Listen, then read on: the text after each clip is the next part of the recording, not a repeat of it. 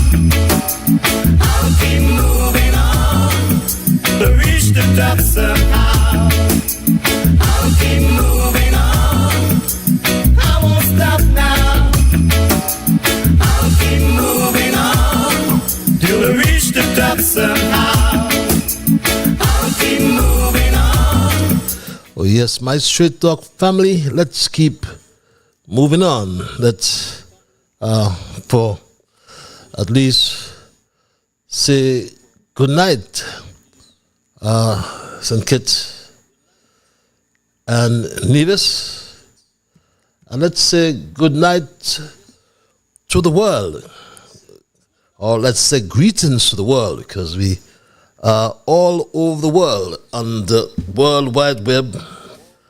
And some of you are in Africa. There's some of you in Asia. There's some of you in Europe. And there are a whole lot of you all over North America. So I'm at liberty to say good night.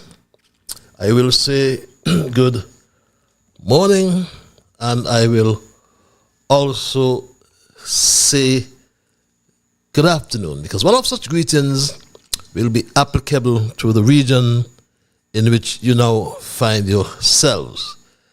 And if you are joining me for the first time, I say welcome to your first edition of Straight Talk, another edition of Straight Talk, and just inform you that Straight Talk is heard every Monday and Thursday from 8 in the p.m., 8 to 10 in the p.m., and I want to thank all those who continue to share the link, because you are the ones who bring first-timers, and we are eternally grateful.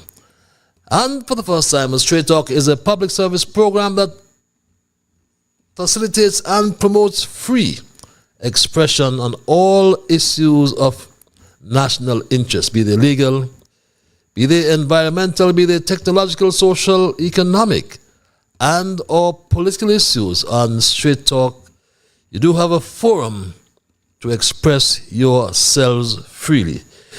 We try to raise the level of discourse. We try to raise the level of our conversations. And we, as always, try to be as factual, as truthful, as close to the facts. Or will we get the facts be quite frank with you. And my Straight Talk family, always promote togetherness. Yes, we always promote togetherness. And we are not like the ones who promote sensationalism. On this program, as I say, we raise a level of national discourse and we try to alert our people to their rights, to their responsibilities, and to their obligations. And my name is Ian Patches Liebert, and I give Almighty God thanks for blessing me with yet another opportunity to join you in conversation on yet another occasion. And I was about to say that on this program, nothing, absolutely nothing, is watered down. We don't try to make it more interesting, neither by omission nor exaggeration. We are not, underline, we are not about sensationalism or creating excitement, especially at the expense of accuracy, because we lean on the facts. And it's my bounden duty to present at all times what I call it the unvarnished truth, the plain truth, especially when it comes to governance, transparency, integrity, not only in St. Kitts, but all over the globe. Because we are joined together with people across the Federation, but we also join with the people in the diaspora all around the world. And you see what's happening. When someone sneezes, we get the cold all over here, wherever you are. We are in a global village. But my Straight Talk family, let us thank Almighty God for helping us to understand, oh, how good and how pleasant it is for brethren to dwell together in unity. We present the truth, as I said. We advance at all times the truth. Some of you will agree and some will disagree. But let's not become disagreeable. Let's hope and pray for the day when we will all sing, nonetheless, we will all sing His praise together. So welcome again, my people, and thanks for those who continue to share the link, as I said. As you bring first-timers, please continue to do so. I must inform the first-timers that Straight Talk is a participative program. By that I mean we include your calls, we include your emails, and if you're so minded to call in, the numbers are on your screen. The numbers are on your monitors. If you are like some who like the cloak of anonymity, I call it, we give you access via our email platform. That email address is also on your screen. One word, straighttalkpatches@gmail.com. Some of you have the Alexa app. If you do, we are heard live as well on Alexa. All you gotta do is say, Alexa, play Massive Vibes Radio. And those who continue to make donations, we look forward to your donations to support our efforts here on Straight Talk. And I must say a big thank you for all who have supported us or supported our efforts. I must also reassure you that no matter the size of your contribution, it helps us to continue this important service. There's some who may wish to donate. Simply scan that code on your screen to access the payment form. Very simple process. So let me thank you in advance and thank those again who support for helping us to keep the dialogue alive. It's as comes at some cost, believe it or not. And let's welcome our young brigade. Young Dwayne, Tristan, Shamar, Kevin, Rue, Travis, Travon, Nema, and Saraya. How is Saraya? I saw Saraya today. Nema, he's gone to bed. The special lady in St. Louis, Greetings. How is the Queen in Texas? On a sad note, we have heard of the passing of a young brother, a son, everything, Jason Jebu Gums. And it was really tough to go and see him in his state. He's now gone to the great beyond, and we extend condolences to his entire family. Kayamba, the whole lot, Marcus, everyone, all the Gumses, and Judith, everyone. And just remember that death is a process. Death is a process. We may say anything to you, but death is a process. Only who feels it knows it. So we extend our condolences on the passing of Jason Jebu Gums, great footballer. And we usually begin with our observations in review. And for those who have lost loved ones as well, I don't always get the names, but some of you may have lost loved ones, and we extend our condolences as well. As I was going to say, we usually begin our observation with our observations in review, which are an integral part of this program. Then we move into our thesis, the main part. And our thesis we have titled tonight, Jew Government, the biggest scam, and I'm serious, the biggest scam in our political history. After our thesis, then we include your calls, your emails, as mentioned earlier, as we allow your full participation. Yes, we give you an opportunity to have your say, my people. Our first observation tonight relates to the tariff. All the talk is about Donald Trump and his tariff. That he's levied some reciprocal, some others, some are baseline. And our own Prime Minister raised the issue of the tariff yesterday.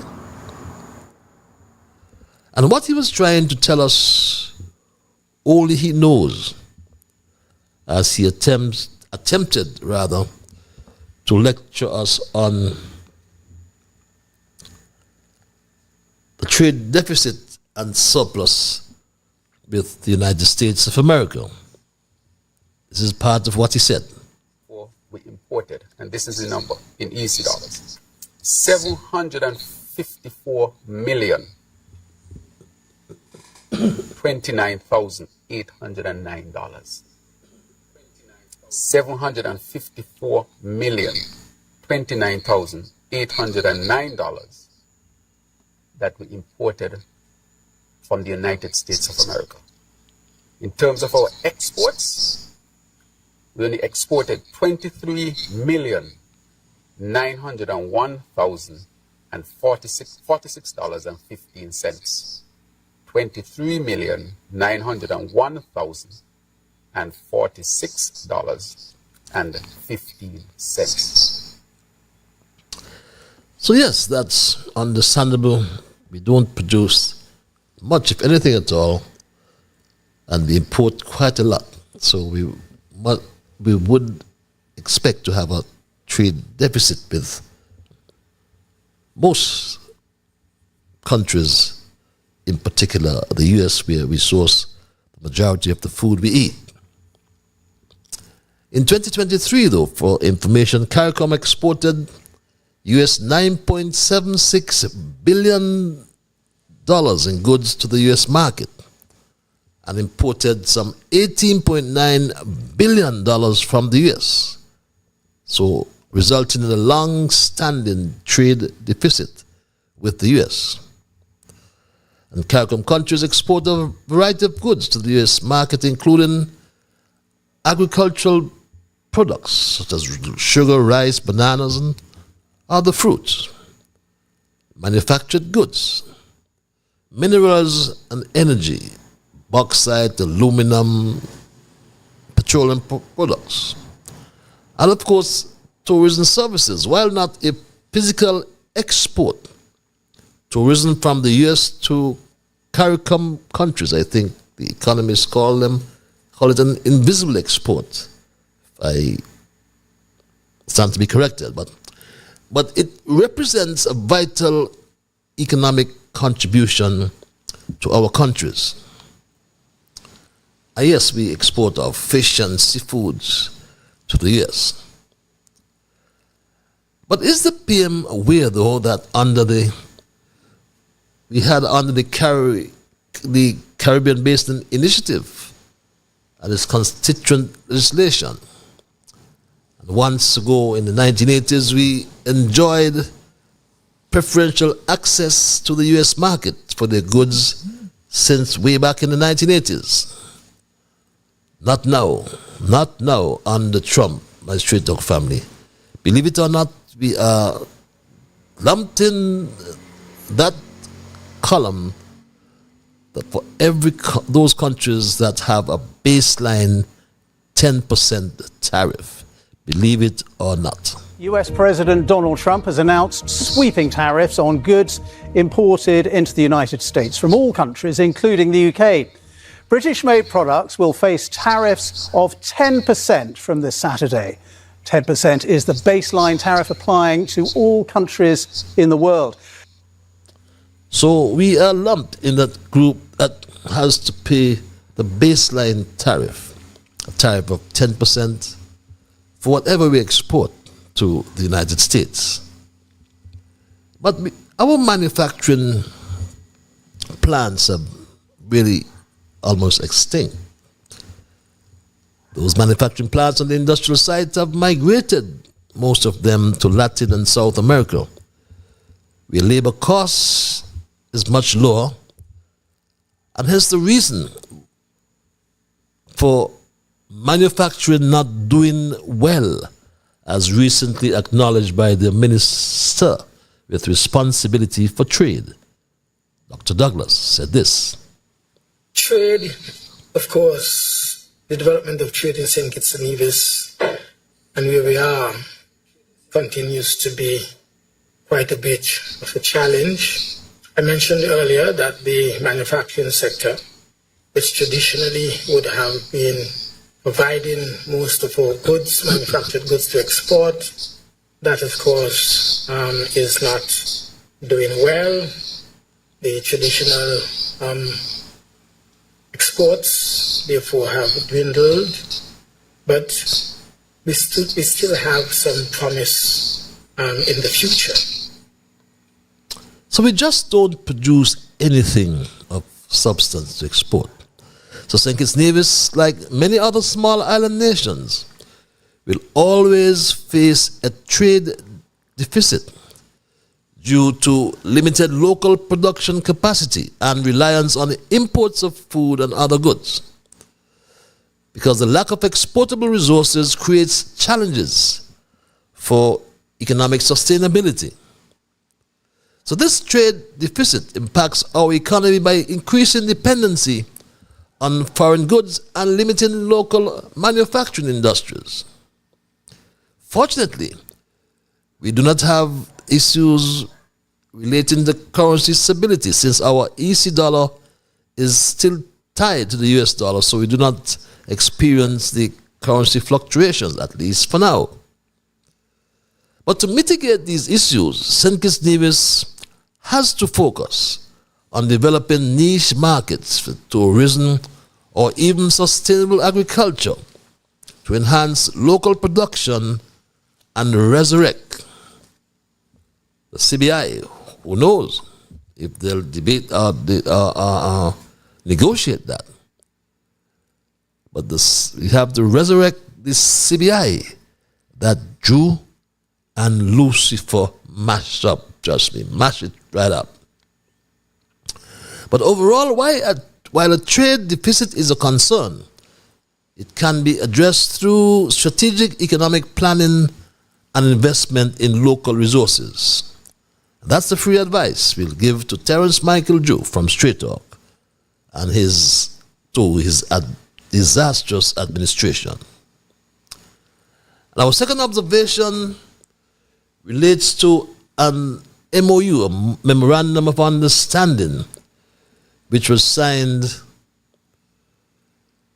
with the Nigerian-based Green Economic Zone, GZ, my Straight Talk family, a few days ago. And this has generated many questions that deserve answers. See there, the Prime Minister and his Minister of Agriculture. But although Straight Talk opines that attempts to expand trade relationships beyond the U.S. by strengthening economic ties with other partners, including the European Union, Latin America, Asia, and in this case, emerging markets in Africa, could reduce dependency on the United States. But this MOU is not binding on any country. And one wonders whether the development of an agro-hub or warehouse or logistics center, whatever it's called, in St. Kitts Nevis, will create new opportunities for Caribbean exporters. As Joe did say this about the MOU. Respect with the hub is going to be built on St. Kitts and Nevis, and it's to receive, for example, goods and services, goods really from Western Africa that will come into this hub. And then from this hub, we can distribute throughout the Caribbean. And then what we want to do is to collect from St. Kitts and Nevis and the Caribbean in terms of goods to go back to West Africa. So that hub is a logistic, so it arranges, of course, the logistics of movement, and it's a hub where you can have receive and send. So that is what we signed. And the Minister with responsibility for agriculture, cooperatives and support, the Honorable Samuel Duggins, he signed it directly with this zone. Sounds easy to say. But was the Prime Minister's short sojourn in Africa with his wife and a 15-member delegation an exercise in futility? We asked the question after listening to the Prime Minister and the movement of cargo from Western Africa to the Caribbean. He also made mention of shipping lines. Already calculated that to move things from West Africa to the Caribbean is about 15 days to get across. The Atlantic, that route is well known. We know what it was used for before. It was used to move slaves. But we are saying it is a bridge between Africa and the Caribbean that we're going to use to get our people back together again in a very cooperative way so that we can help each other in terms of our socio-economic development. And that bridge is well established for centuries. That had been used. They used to use these wooden boats from Europe across the Atlantic. Why can't we use modern ships now to move goods from Western Africa into the Caribbean and Caribbean? Well, obviously, the Prime Minister did not do his homework, as in fact, there are liner schedules operated by established shipping companies which already connect Western Africa and the Caribbean.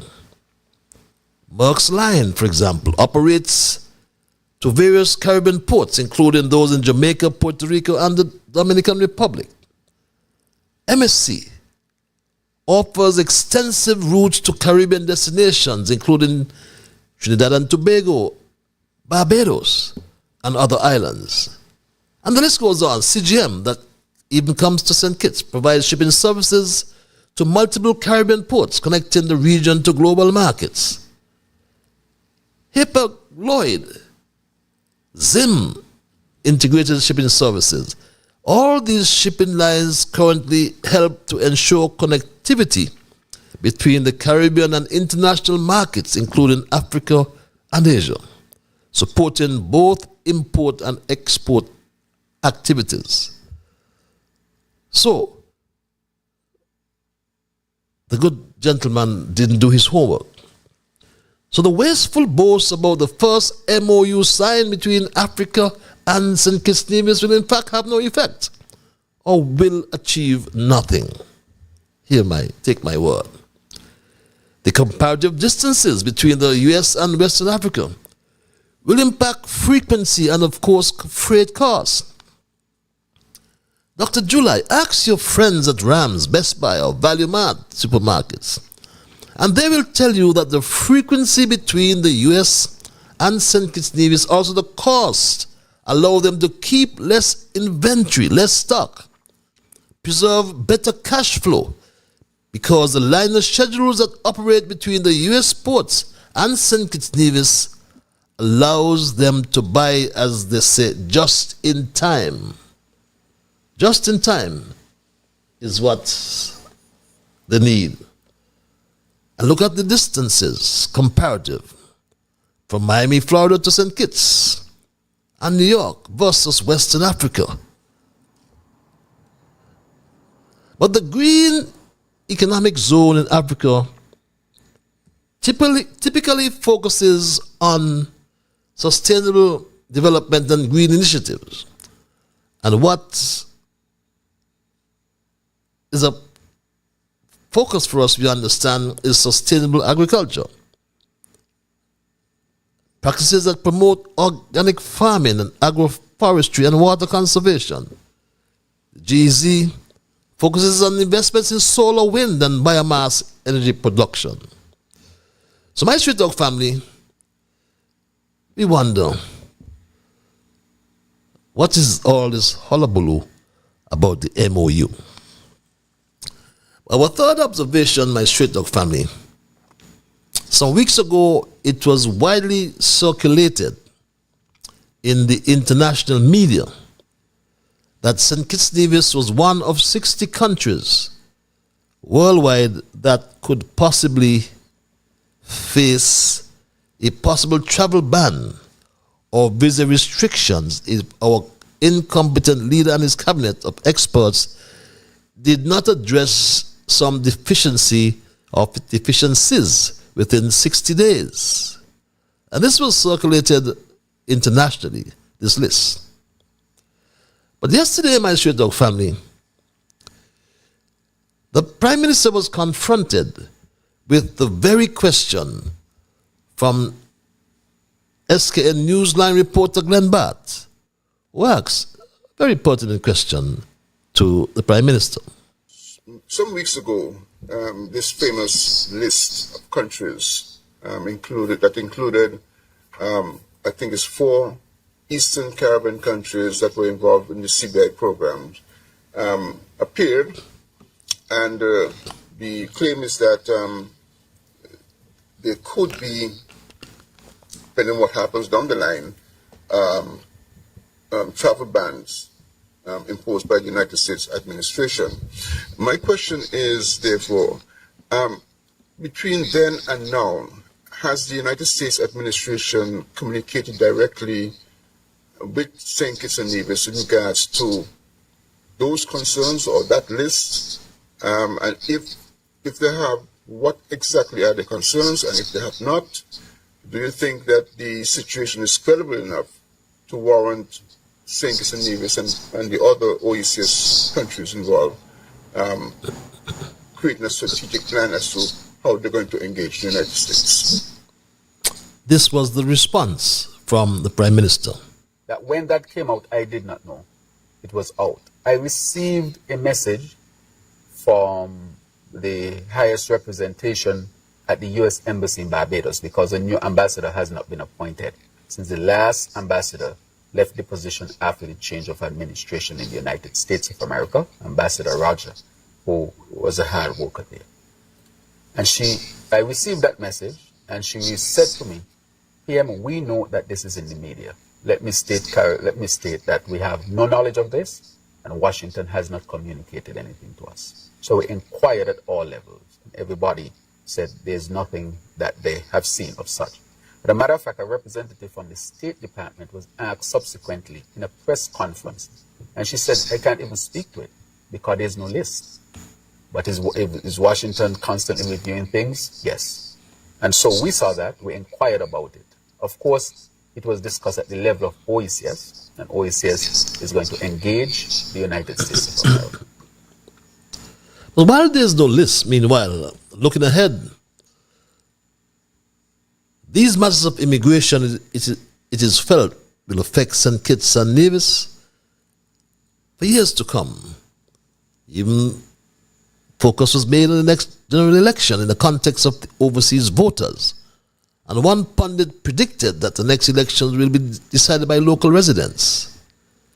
Because there's this prevailing view that re-entering the U.S. after a brief departure may raise questions from customs border officers, CBP, Customs Border Patrol Officers, I think that's the right term.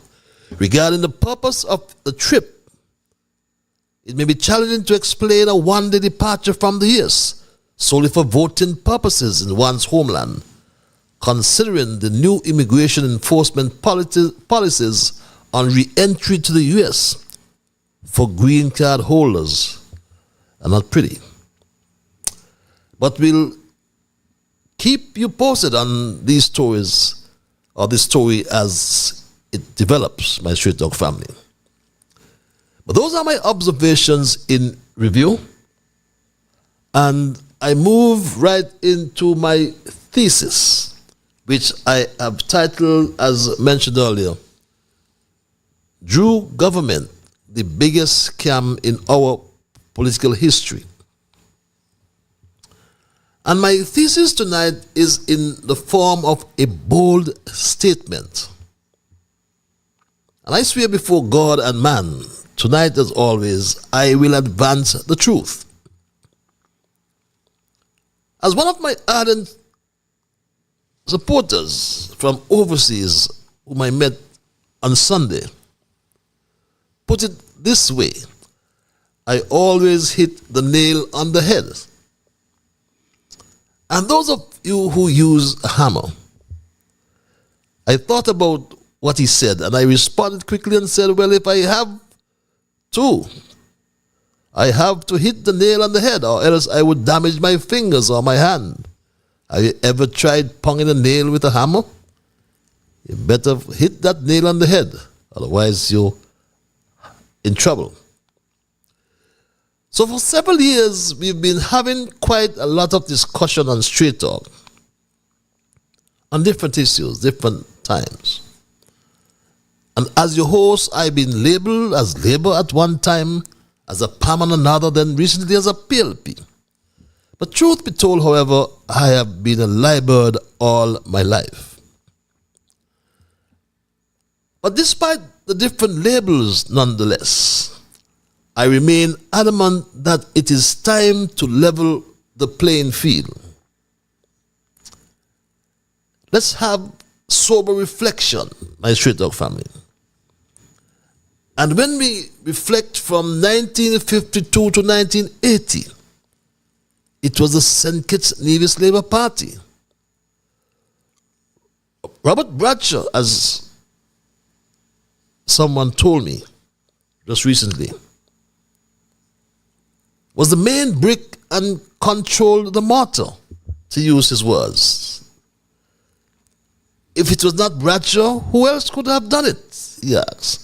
Paul Southwell? Perhaps. Or France? Hell no. But Bradshaw died.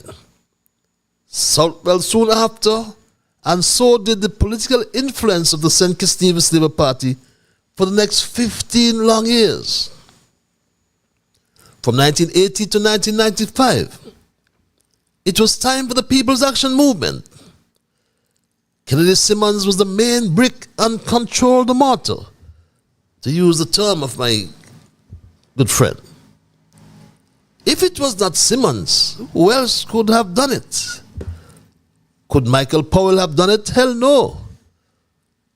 Powell declared that Simmons was an obstacle to progress in the country. Soon after, he was fired by Simmons in 1992 or 1993, somewhere about there, without any explanation to the country till this very day. then came the demise of PAM in 1995. From 1995 to 2015, it was the St. Kitts Nevis Labour Party again. Denzel Douglas was the main brick and controlled the mortar, according to my friend. It was not Douglas who else, if it was not Douglas, who else, rather, could have done it? Tim said that Douglas will mash up Labour. Sam said Douglas was in fact already mashing up Labour.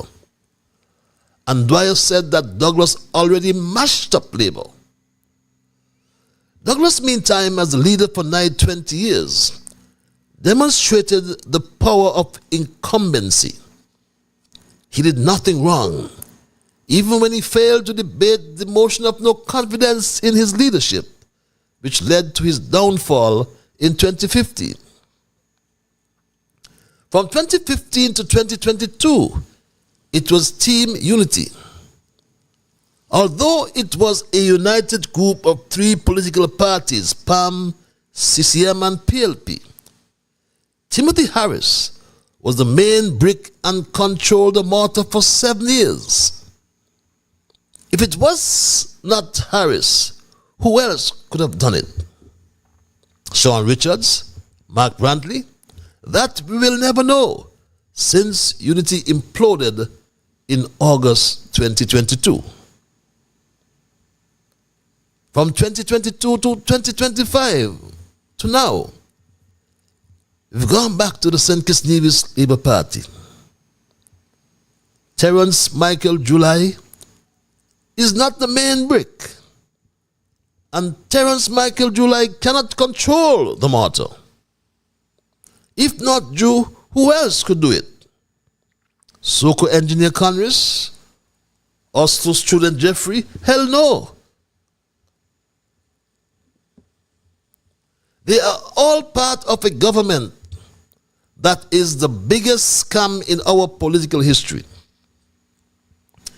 They have all betrayed the trust of the citizens by engaging in unethical, illegal, and or immoral behavior on a massive scale, while offering little or no accountability for their actions.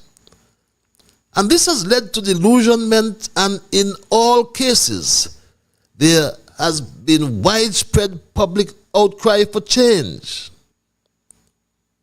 Months after taking office, the Attorney General Garth Lucifer Wilkin talked a good talk, my Straight Dog family. Remember, he said this: our Procurement Act requires that there be a competitive bidding process to ensure the government gets value for money, and it makes it a crime to spend money from the Treasury without the procurement process being completed. You heard him, my Straight Dog family. A crime, he said. Yet Terence Michael July seemed as if he was the government agent for no-bid contracts. Despite the widespread criticism, he favored party supporters, gave them these no-bid contracts, undermining the principles of transparency and accountability. The Finance and Administration Act, which mandates a competitive procurement process, is being routinely bypassed, as noted by the Chief Legal Advisor's remarks on the criminality of such practices. This erosion of procurement integrity not only fuels corruption, but also diminishes the quality of public services and infrastructure. Look at the water tank distribution project, some call it the water buckets, which he handed to a party supporter for $5.8 million for 1,000 tanks, and no account for the past 2 years. In November last year, he still had not distributed all the tanks. And now 2 years have passed, my Straight Dog family. One of his constituents called to his program, my Straight Dog family, and asked for assistance. My friend Casilda. Blessed good morning, Honorable Prime Minister.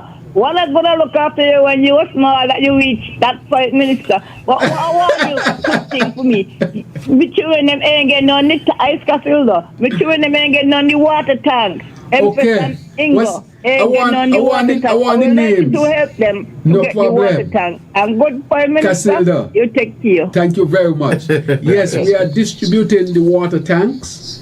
The water tanks we are using, especially when we had the drought situation, so that people can have a large receptacle to fill up. We continue to distribute them, but this is Casilda, and I would ask my office to look into it and to see where we are with it. And my Straight Talk family, you've had ambitious promises versus reality. The government's ambitious plan to construct 2,400 houses within 4 years has fallen drastically short, with only 2 houses completed in 2 years. Although he promised this rollout, my Straight Dog family, the slow student promised this.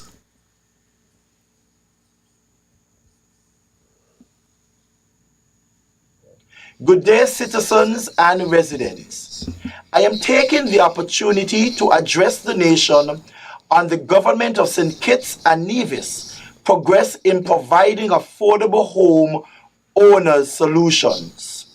As a government, we believe that it is critically important for our citizens and residents to become home owners, and as such, has made it a top priority to create affordable housing solutions that will meet the ever-growing housing demand. Today, as the Minister responsible for housing and human settlement, I am pleased to formally announce that the government of St. Kitts and Nevis and National Housing Corporation NHC has signed a contract with East Coast Housing Development, a Trinidadian-based developer, to finance and deliver 2,400 affordable smart homes over a period of 4 years, 600 of which will be made available each year. EC's $600 million has been sourced by this developer to fund the project, and the government of St. Kitts and Nevis, through NHC, will facilitate the development and be the point of access for the citizens who are interested in procuring a smart home. And my Straight Talk family, was there contractor mismanagement? Or what? But the disappearance of the main contractor after receiving $10 million and more, US dollars that is, mobilization fee, backed by government guarantees, illustrates severe lapses in project oversight and accountability. Yes, a resolution was passed in the Parliament, in the National Assembly, that guaranteed some 10 million US dollars, $10,260,000 to be exact, my Straight Dog family. The slow student, Jeffrey Hanley, cannot fool anyone, therefore, that the government or NHC has lost no money. Who can he fool with this nonsense? As you know, as a country, we engage the East Coast Housing Development in assisting us in delivering some homes. Unfortunately, the 600 homes that we were anticipating, with all of the challenges that we might have been experiencing, not us so much as a government, but the investor, that has caused some delays. These matters are being worked on, and what I said to the Federation is that based on the the contractual arrangement that we would have signed, the AG office, of course, is working on ensuring that the government's interest, which it is protected. But because of the delay, we have not lost any money as a government. Do you believe that, my Straight Talk family? Another big scam, that housing program. But it's the CBI program that is most bothersome to Straight Talk. Terence Michael July, remember, said the prison project was a crime and promised to be more transparent on taking office. He said this while in opposition, remember? Over $2 billion you are saying to the people will not come in the coffers of St. Kitts and Nevis? I mean, that's an irresponsible government, not over irresponsible. That is a crime. It is a crime that the government is committing, that under these strenuous circumstances, where people having difficulty to meet their basic needs, and you are telling them, don't worry about $2 billion, it didn't come out your treasury. We can just sell your passport and put the money where we want to put it. That is a crime. Somebody needs to be brought to the court for that. Because think about it carefully. It is not right that something like that should happen. And I'm saying to the government to be more responsible with that. The St. Kitts Nevis Labour Party, untaking government, will make sure that it is more responsible with the people's money. There will be more transparency, more openness, and the people's money will be spent on the people. More transparency, more openness on taking office. But on taking office, Terence Michael July decided to have it both ways. He signed over 20,000 passports and collected over $600 million from the same prison project. Terence Michael July is still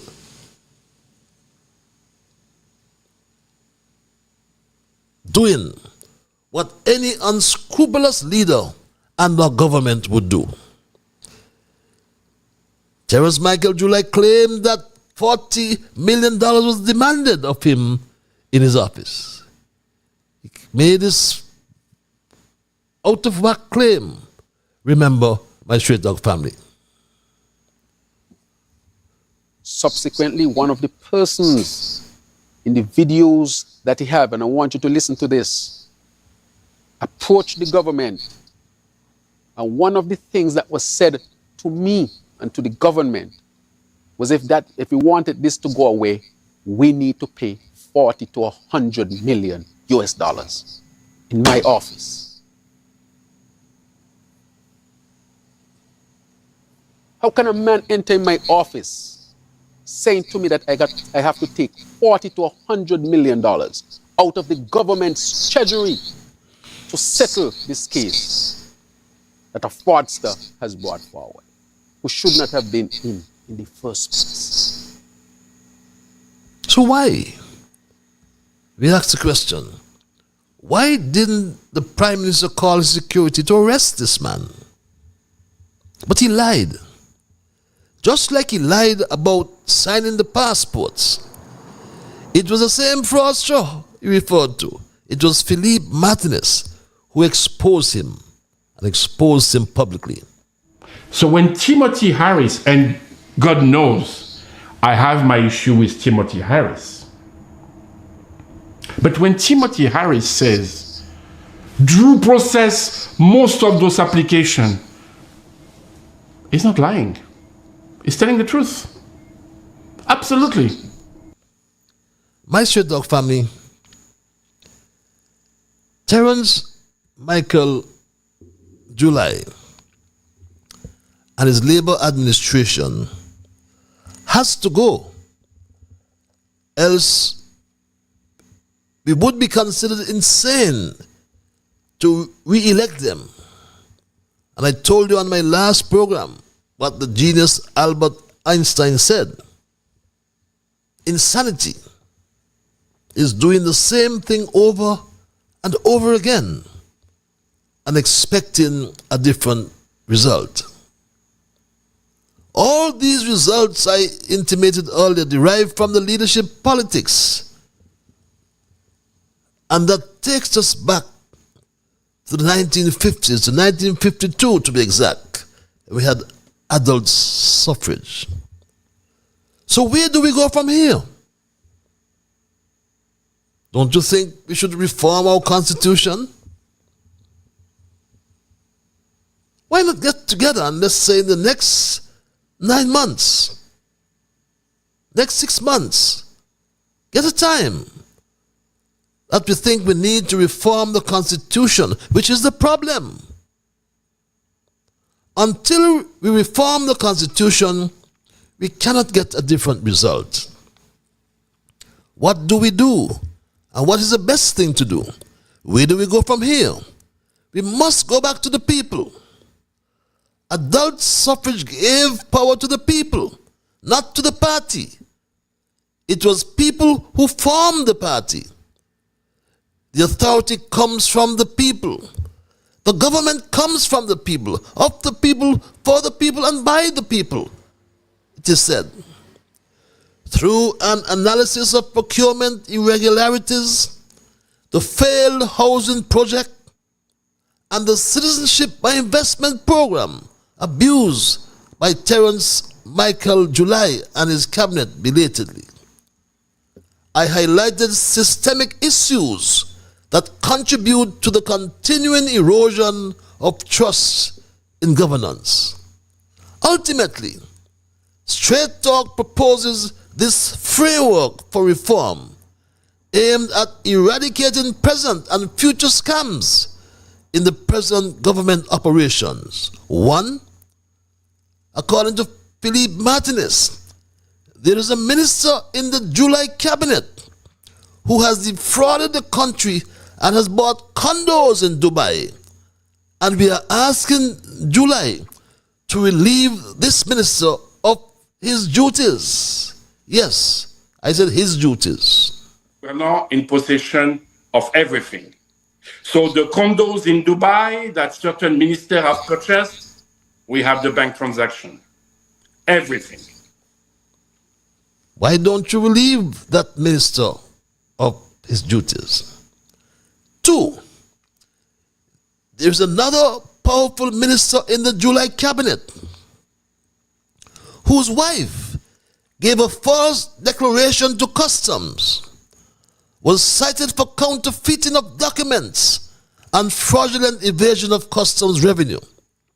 This powerful member in cabinet ran to the customs department and quickly settled the matter. How? Excuse me. He used his powerful office to influence the customs officers and his credit card to settle the amount, and Straight Talk has a copy of the credit card. The Prime Minister is aware of these two issues, and Straight Talk will tell you about the latter, of this powerful minister in the cabinet, very powerful minister, whose wife gave a false declaration to customs. I'll call her name in due course, and his name as well. He used his powerful office to influence the customs officers and settle the matter. The Prime Minister is aware of these two issues, and Straight Talk will give him the right to act accordingly. And if he refuses, if he refuses to act, then the public will be provided with the evidence to prove, of the further evidence, I just said, to prove that the Jew government is the biggest scam in our political history. And that's my story tonight, and I am not going to change it. I will entertain your calls and your emails and open the lines any moment now. I entertain your calls and your emails. But before I do, and I'll do so momentarily, my Straight Talk family, I anticipate that you will respect others. And of course, to achieve that, you must first respect yourselves. Let us try to be fair to all concerned, and let us try to build goodwill and better friendship. Let us ensure that the things we say and or do will be beneficial to all concerned. And in the process of doing and or saying those things, let us strive to build a kinder, gentler St. Kitts and Nevis. With that said, at 5 before the 9 o'clock hour, I go to the lines and say good night to our first caller. You are live. Hello, caller. Good night, Mr. Liburn. Good night, my dear. Good night. The quotation.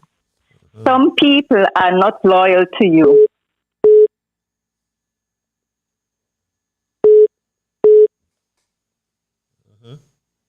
They are loyal to their need of you.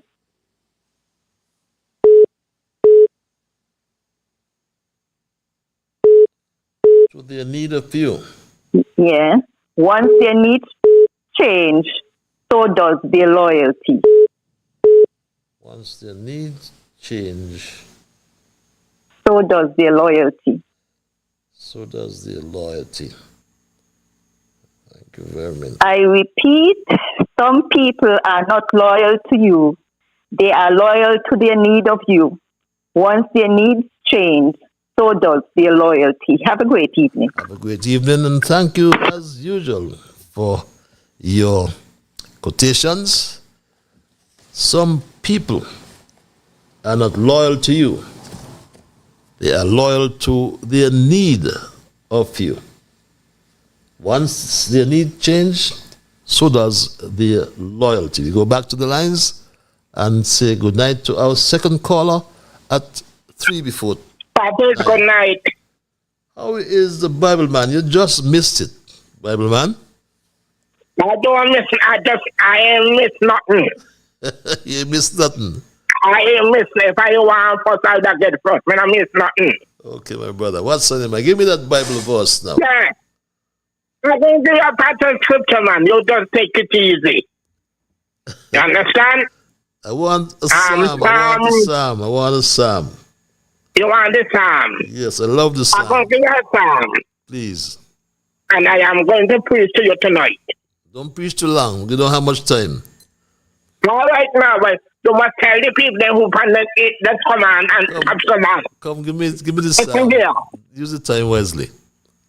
Psalm 41. Psalm 41. Blessed is the man that considereth the poor.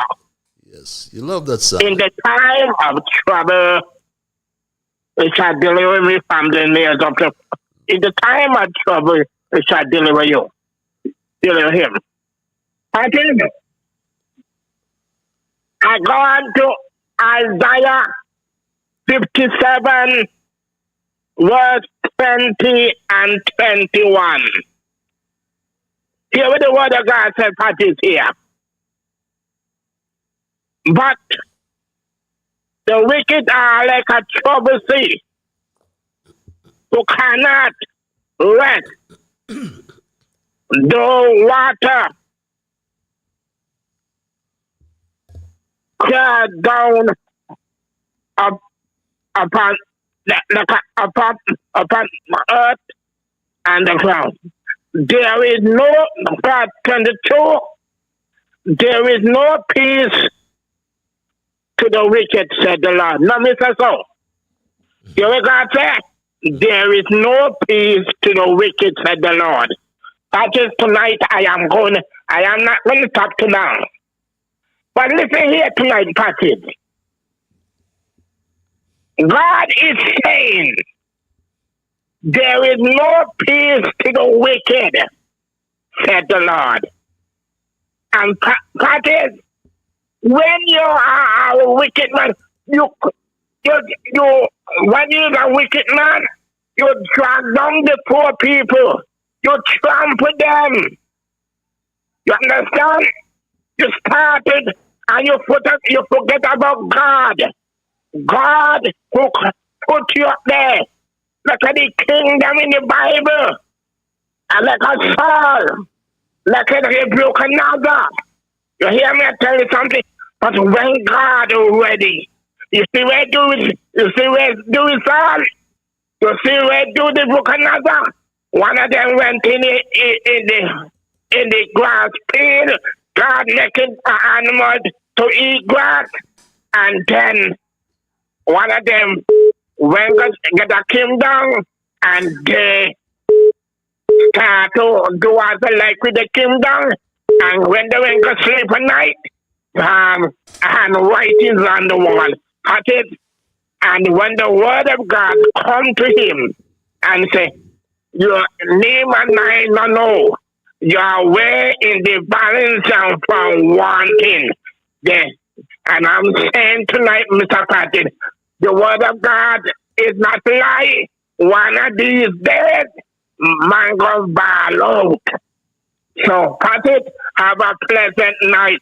I am not going to stay too long because a lot of people come on and sometimes take about 7 and 10 minutes already.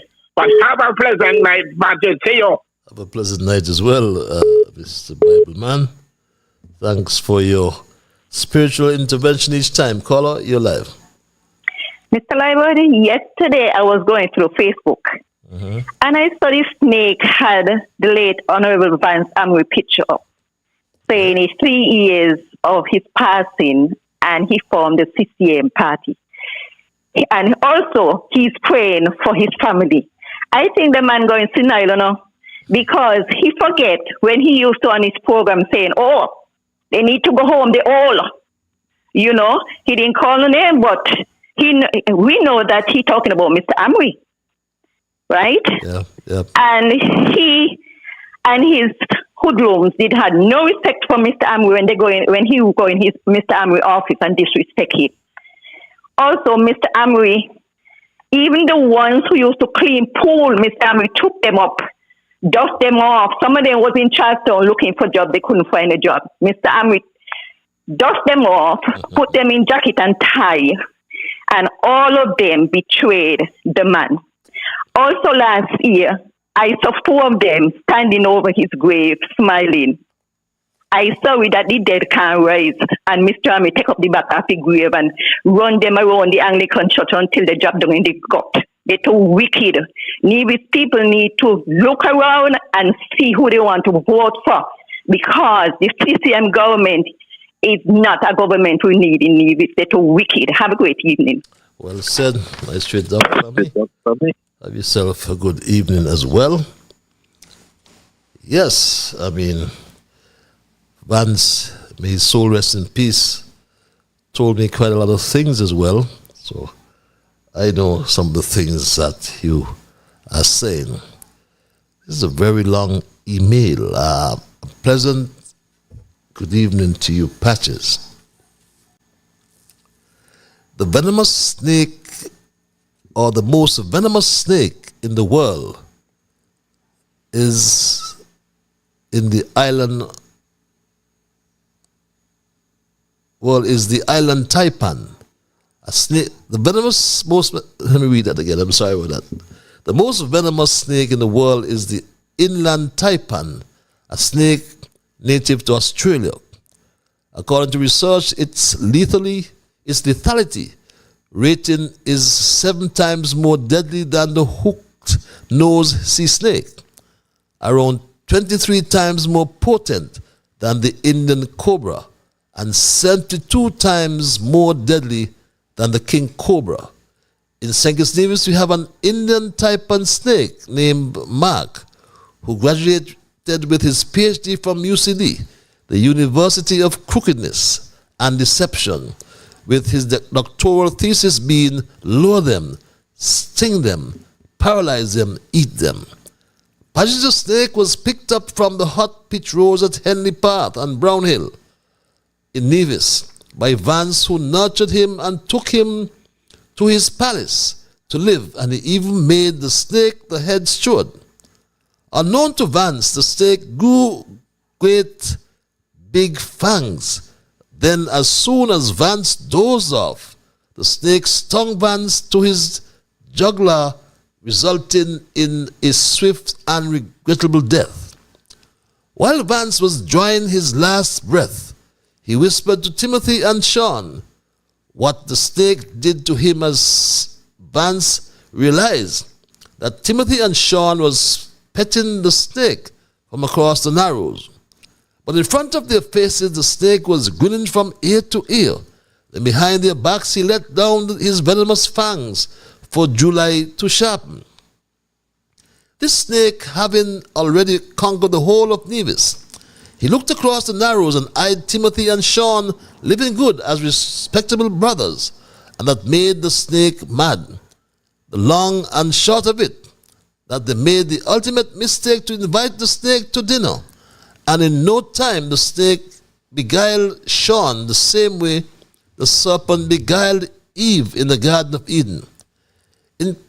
Already in quick time, while Timothy and Sean were busy attending the people's business, the snake stung them with the maximum venom, thus paralyzing Sean. But thankfully, Timothy, being already warned by Vance, always took with him an anti-venom, which he quickly administered to himself and recovered to full strength.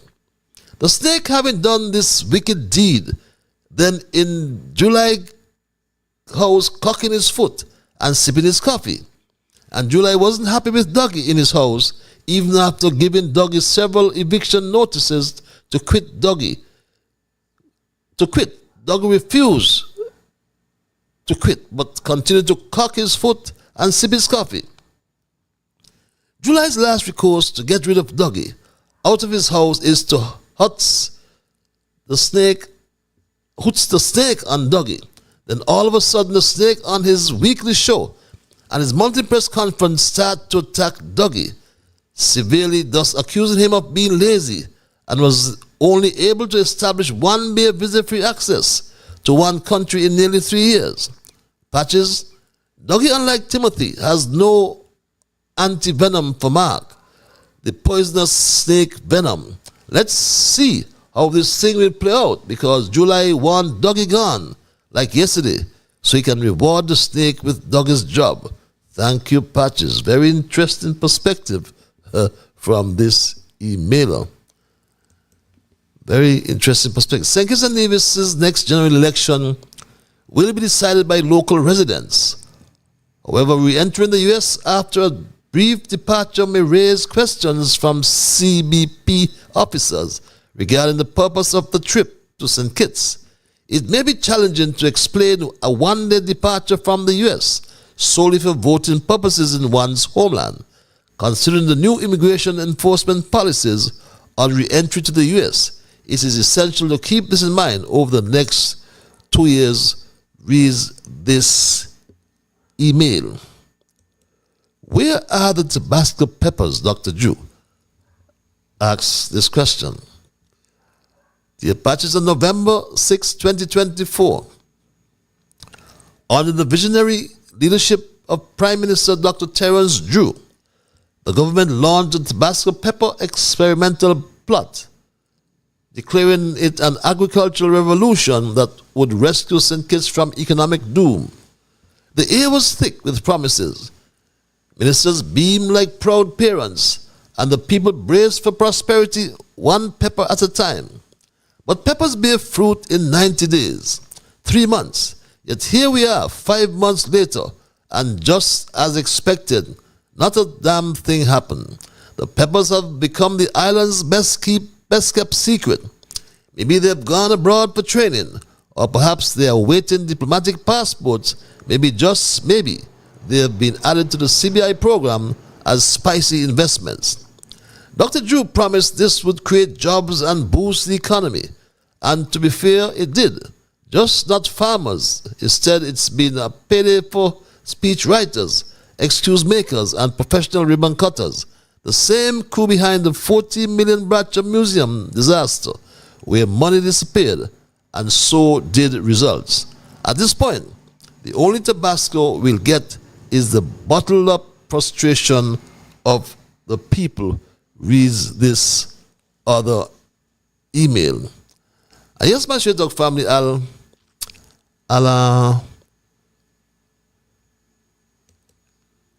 I'm taking your calls now, my Straight Talk family.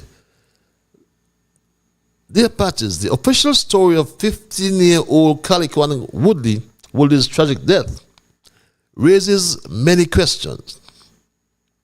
We are told he crashed after trying to overtake a stationary police vehicle on a dark road, but several details are missing. The police claim their vehicle G610 was parked on the road in Whitegate. Why was it there? Was it safely off the road, or was it obstructing traffic? Was it visible to others? Eyewitnesses from the protest march report that the police were chasing Caliquan before the crash. But the official statement says nothing about this. If there was no chase, why not clarify that? What's also odd is that the police vehicle reportedly sustained no damage, while Caliquan collided with it and was thrown into another vehicle. Why is that?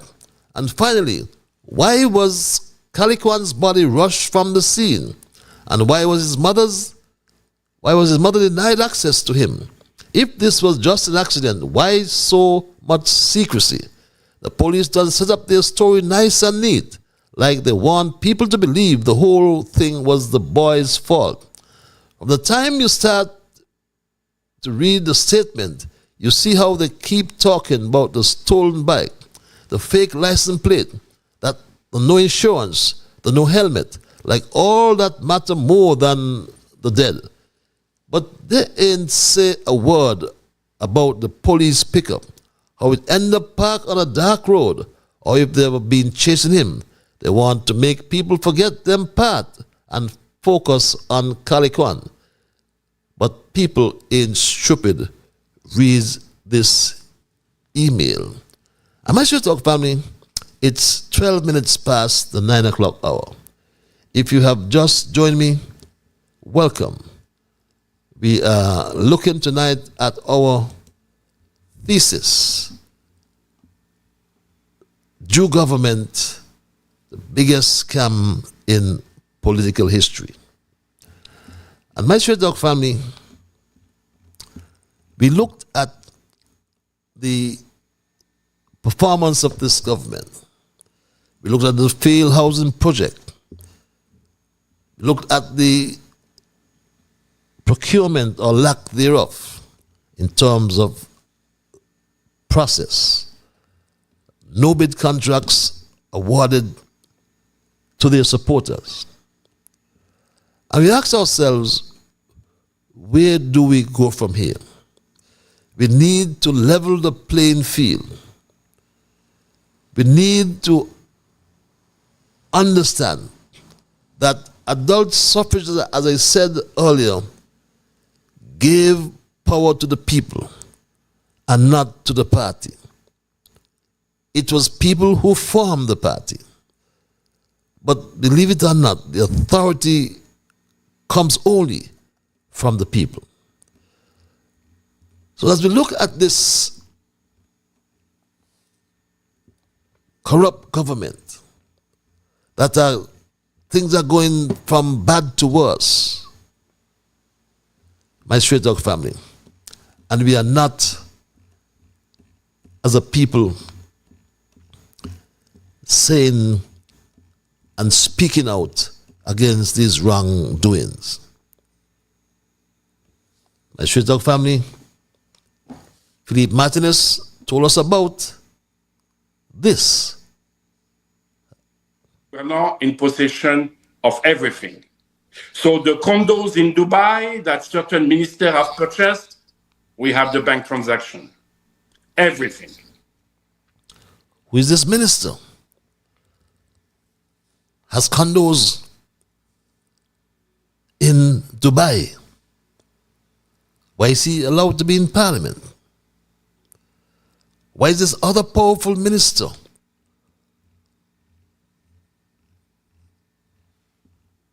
whose wife scammed customs and a big cover-up followed? Why do we have to accept this from these people, my Straight Talk family? On taking office, Terrence Michael July decided to have it both ways. Remember, he said that the prison project was a crime. But he signed over 20,000 passports and collected over $600 million from the same project. And he still wants to collect more money. He told a lie, or his government on his behalf told a lie when he circulated that press release. He always wanted to cover up that particular project. My Straight Talk family will hear plenty more about it. Let's go to the lines at 9:16. Call you live. Yes, good night, Mr. Patrick. How are you? I am peaceful, sir. Yes, I have 4 questions. Question number 1, because the past couple of programs I've been listening to your program, and certain things you speak about, like a no-bid contract, and certain things you speak about receiving condos in Dubai from Mr. Martinez and Minister Wife's coming custom. But I personally feel like you have proof of these things are happening. Bring out the proof, and you're just trying out these buzzwords, but you're not bringing any proof. Mr. Martinez, if you know that they are scamming, bring the proof to the public that they are scamming. Just don't talk about it, because all you're putting out is innuendos and assumption. Bring the proof to the show. Show the people that here are the facts. This is what happened. Here are the facts to back what I am saying. Not just say it and don't put no facts. Because if you're talking about scamming government, a former government in the past fired one of their ministers. And to this day, they have not said what they fired the minister for. But it has been alleged that they fired the minister because the minister sold half of the Sinkers golf course. So the facts are there. You can check the Pittsburgh Corporation development to see who owned the golf course. Bring the facts. Just don't talk about it, because you're saying these things. You're saying you have facts, but to this day, we have not seen any facts about anything that you're saying. Well, your call won't change that, because in politics, you said timing is everything. So, if you don't wish to wait, then I'm sorry for that. But we always provide the facts here on Straight Talk. Always. Underline always. All right? So, yes, but you can't determine when I shall present that. Martinez knows that he has. I can't speak for Martinez. He says he has all the bank accounts. He saw the transfers. He will determine that. The Jew will determine how he deals with his minister in terms of condos. But what is your point anyway? Well, I'll give it 10 seconds. The point is that you've been having a show for years now, and you keep talking about facts, and you ain't showing no facts. That is true. And you've been watching the show for years, and I'm never showing the facts? What facts you have shown? Okay. For the past 2 years, you keep talking about the Jew administration, this, the Jew administration, that. Okay. But what facts have you shown? Okay. That's all? See? Yes, sir. All right, have a good night, man. Thanks for your call. And that's what Straight Talk all about. Let's go back to the lines. Guy says I don't show no facts. Well, wonder what show he was looking at. But caller, you're live. Hi, James. Good night. How are you? I am peaceful, my brother. Hey, thanks to hear your voice again. What about yourself? Yeah, I'm peaceful. I'm enjoying your show. Just enjoy sitting back and enjoying your show. I'm peaceful also. Thank you. I'm going to be very peaceful the best I can. I'm very respectable the best I can. And let's have a dialogue, not being disagreeable with you. But Patrice, I want to say this. When I want to ask a question, when you start to build those house at Liverpool Road, you had a delay, right? At Liverpool Road? Yeah, you had a delay for about maybe a few years, right? 2 years or so, when you was taking the initiative to build those, construct those houses at Liverpool Road. The road going by the airport. What you call that road again? That's the right name I have? Wellington Road. Wellington Road, yeah. Yeah. You had a delay in the construction, right? Well, I wasn't the Minister of Housing. But to answer your question, if as I reflect, yes, there was a slight delay in the beginning, and the reason being that the Bolivarian Republic of Venezuela had promised to give the houses free of charge to St. Kitts. Free, not a cent. They were grant funding the costs of the houses. And when they learned that the NHC was going to charge the residents or the tenants, that's what they call it, right? Tenants call them, a mortgage, then they actually wanted to turn it into a loan. And over that period of time, they had to negotiate with the Venezuelan government, and then they agreed to grant fund just 50% of it. That was what caused the delay. Okay, so and that was coming from a corrupt government, right? A corrupt government? Right. I consider in the government today, you did consider to be a corrupt government, right? Which government? The Venezuelan government? Right. I really won't speak to that. That's just your view. Well, the United States classify him to be a corrupt government, and other countries classify him to be a corrupt government. Okay. So basically, the loan that came from Venezuela came from a corrupt government. I'm just putting these two things together with Juga into Africa to meet the president of Africa, and he's a corrupt government. And he's going to... Yeah, I love your laugh. It's how life is. You spit in the sky, you fall in your face, patches. We have to be careful, We have to be very careful. What's fall in your face? When you spit in the air, it fall in your face, man. And if you turn your back, it's going to fall in your back. Yeah. So, you make me laugh. So you confirm that he went that's to... That's why I don't like to be disagreeable with you. So you see, I'm laughing because you said he went to meet a corrupt leader, right? Well, according to your information, you can read that yourself. You can read that yourself. The second most corrupt leader in the world. Yeah. Okay, so he got to look help from the corrupt. Okay, I appreciate that.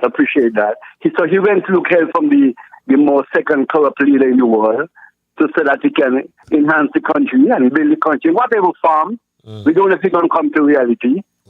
But, he tried something for the kind of situation we are going through today. Okay? But Patrick, and the next, I'm going to leave that. I'm not laughing. And the next note. Sorry, Red. I'm not laughing at you. I'm not laughing at you. I just like your banter, I just like your banter, that's all. Yeah. Yes, sorry about that. But go ahead. I'm going to leave that one. I let that one digest with you. I'm going to leave that one. It appears that it appears. Hello? Yeah. I'm not hearing you anyhow. I just lost you. Go ahead. Yeah. You say it appears. Okay. Mm-hmm. Okay. Right. It appears that your former government had filed a case. I don't want to use it. You don't like to use the word alleged because you define it in a different way, so how I understand it. But I respect that. But it appears that your former government leader or your former government filed a case against the government for using accusation of corruption and money misspending and money missing and all these things. And the second time they tried to pull back the case that they filed against this present government. Now this present government is saying, oh, we have enough of that. We're pushing this case because we have the evidence that there was corruption, there was money missing from the former government. Using the money as saying they're giving money for peace treaty, peace and whatever other, a situation, and there's so many millions of dollars missing from the development bank. Are you aware of that? That your government has filed case against the present government? No, but that is not correct. That's not correct. No, the former CEO of the bank filed a case against the government. Right, okay. Yeah, and who is it? Who are him? Who's the former CEO? The former CEO of the bank, Len Harris. Yeah. He fought. Okay, so that's part of the government. That was part of the government. General manager. Don't be smart to me, Patrick. Don't be smart to me, Patrick. No. That was part of the government. No. Yes. No. Yeah, but that was part of the Prime Minister brother. What the Prime Minister brother got to do with the government? He was the general manager of the development bank. You know? And he was But the family was running the country. The family was running the country, Mr. Patrick. He was hired by your friend, He was hired by your friend Douglas. You know that? I understand that, but What's the point then? I'm aware of that. So what's the point then? But his family was running the country as a dictatorship in the past. Are you aware of that? Anyway, make your point, my brother. Anything else? You're on for almost 6 minutes. I give you a lot of time. Patrick, I like your smile, but have a good night. I might call you back. I like your smile. Enjoy. Have a good night. Thank you. I mean, it's now 9:26, my Street Dog family. And we are looking at the Jew government, which it is generally accepted is the biggest scam in political history. A call before said we don't normally provide the facts on Straight Talk. He's probably just a new listener or a new viewer to Straight Talk because we've always provided the facts. But the facts he wants tonight, he won't get them tonight. I can assure him he will get them some other time, not tonight, my Straight Talk family. But when we come to Straight Talk, we provide you the evidence at all times. That's the characteristic of Straight Talk and the show. The show brings you the evidence. Because if we don't bring you the evidence, we'll be in a lot of trouble, my Straight Talk family. I cannot defend Philippe Martinez. Philippe Martinez has some high-powered lawyers. You see his lawyer? King's Counsel Damien Kelsick. That's his lawyer. You know, and his lawyer presented the evidence to the court. And his other high-powered lawyers in the U.S. got the bank account, he said, from the Bank of America. And he says that the money trail reveals that a minister in the government bought condos. Why are you disputing that? Why doesn't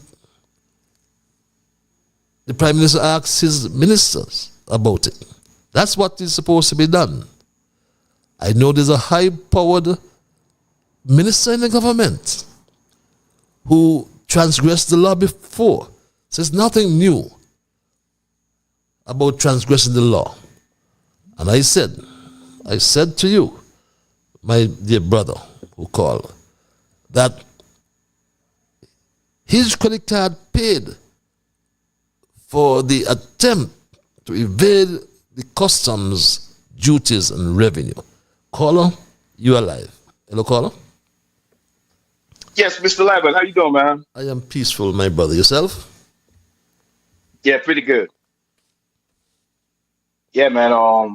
Our leaders don't have no integrity.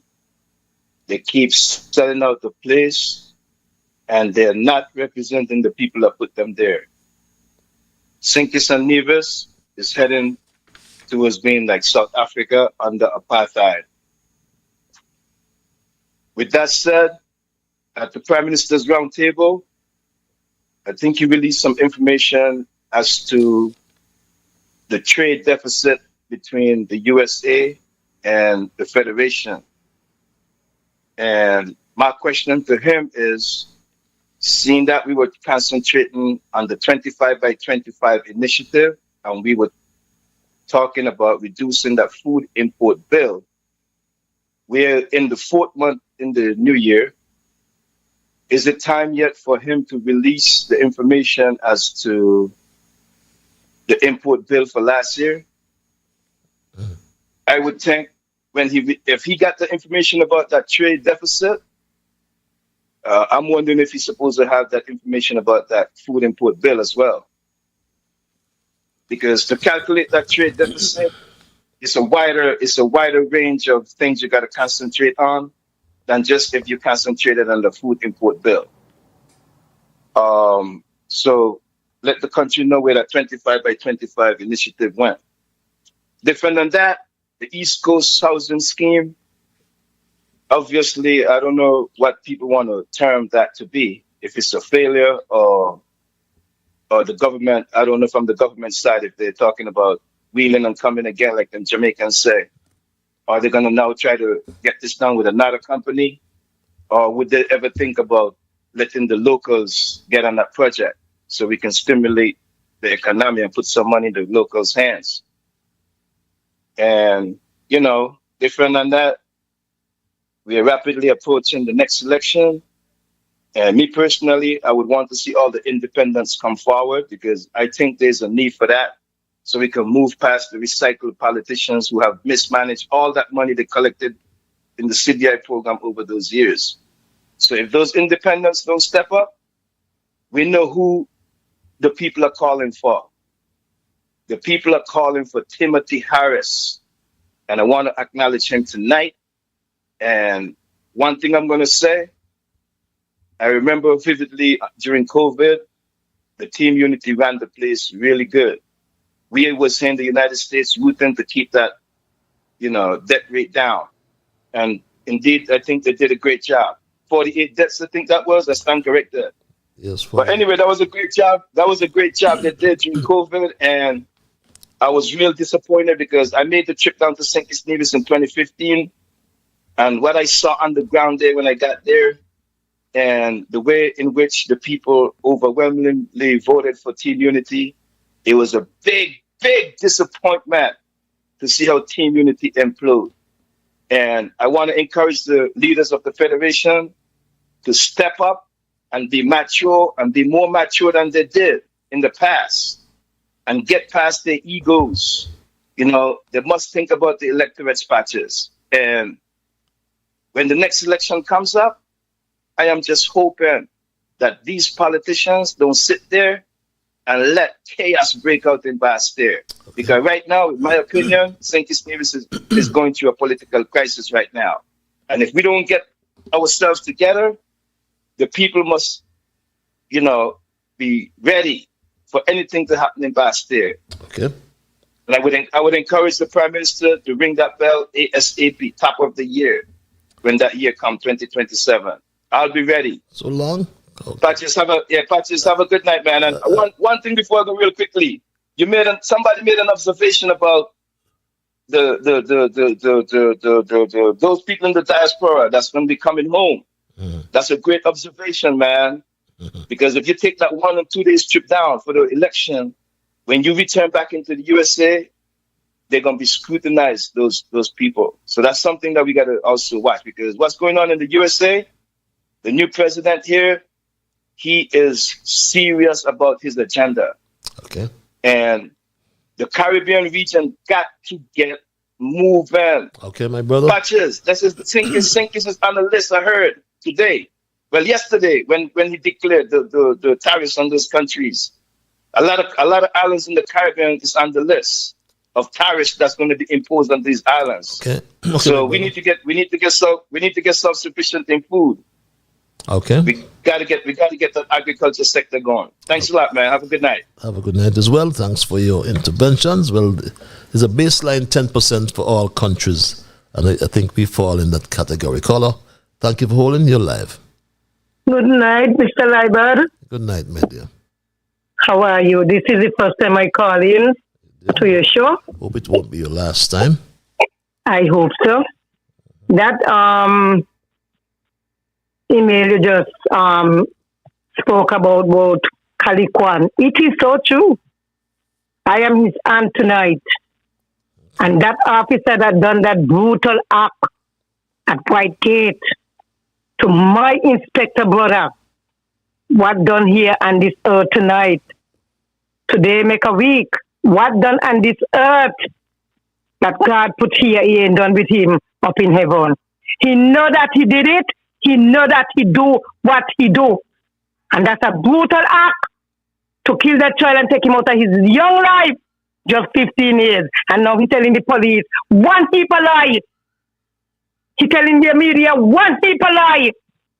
And bringing all kind of statement and report on the child, but he done dead. He cannot come with the truth. He cannot talk because he dead. And move the body one time. And went on the country with the body. The mother ain't get to see the body. Huh? They need to get rid of those officers that doing the wickedness to people, children. The police force need to clean up. It's dirty. Where is the commissioner to question him?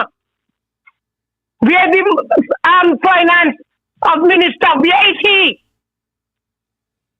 Where is the finance to answer to ask him question? And the commissioner, everything is just sleeping and just dying like that. So whatever report he gives to them, that is what I have out. But God do not sleep. He do not wear underpants. He do not wear what am I saying? Pajama. He don't wear boxer. Leave God and he walk alone. Take up the body and went to the country with the body. Yeah? And I'm sure he got family tonight. He got children. And he ain't gonna want nobody do them like that. Treat them like dog, knock them down, and feel like, oh, all is well. Where we gonna tell Papa Jesus? Where we gonna tell Papa Jesus when we do with wickedness? He ain't done with him. In his own time, Mr. Lightbud. Yes. In his own time. Yes. He gonna move. And that officer was done a brutal, wicked act to the innocent child. Huh? Look at that. I feel it so much on his hand. But see God up there? He not asleep. He not asleep. He ain't sleeping. Okay. He got the oil over.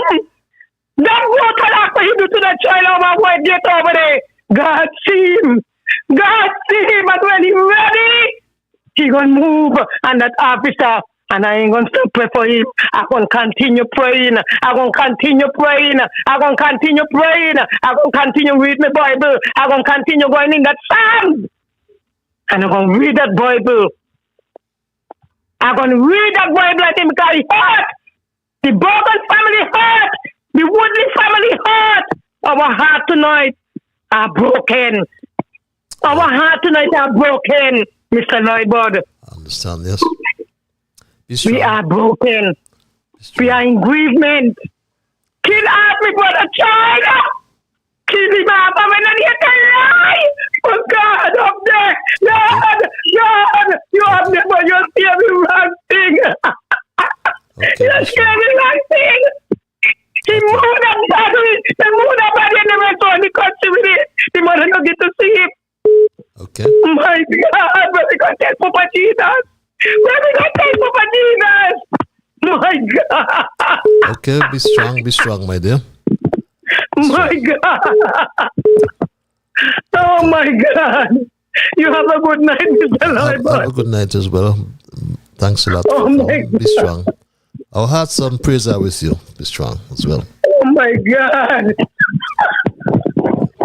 Oh, my God. It hurts. It hurts.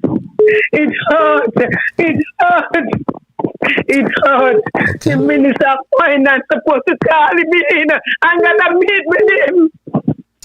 He's supposed to call him and got to meet with him. Okay, my dear. Thanks for calling.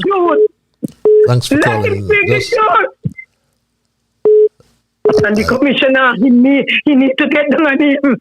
He need to get down on him. Yep.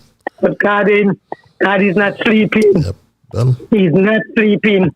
I feel your pain. I pray to God that he don't get no sleep. No sleep will come in the eye. No rest, no peace for him. Okay. Because he do a brutal act to my brother child, but what done with God tonight. Okay. What done with what he do to my brother child? He ain't done with Papa Jesus. Okay. He ain't done with God.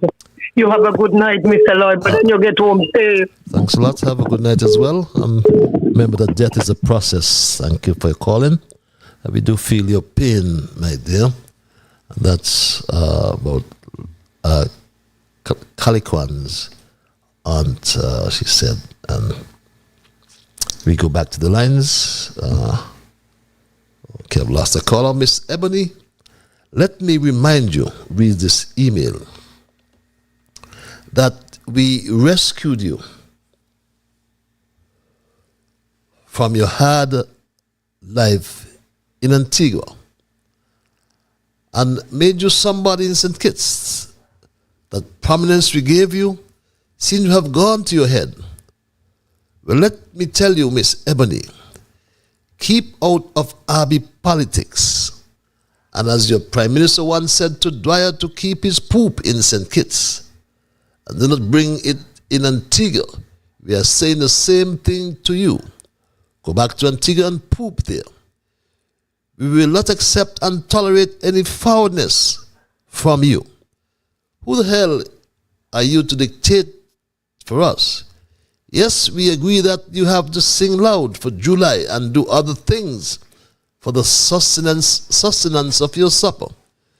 We take umbrage with you, telling July to pass legislation to ban St. Kitts Times news outlet because it is not a credible source. Your questions prearranged, and neither July nor you can fool us. The Times keep us up to date with creditable information, and it is more reliable than the government misleading press releases.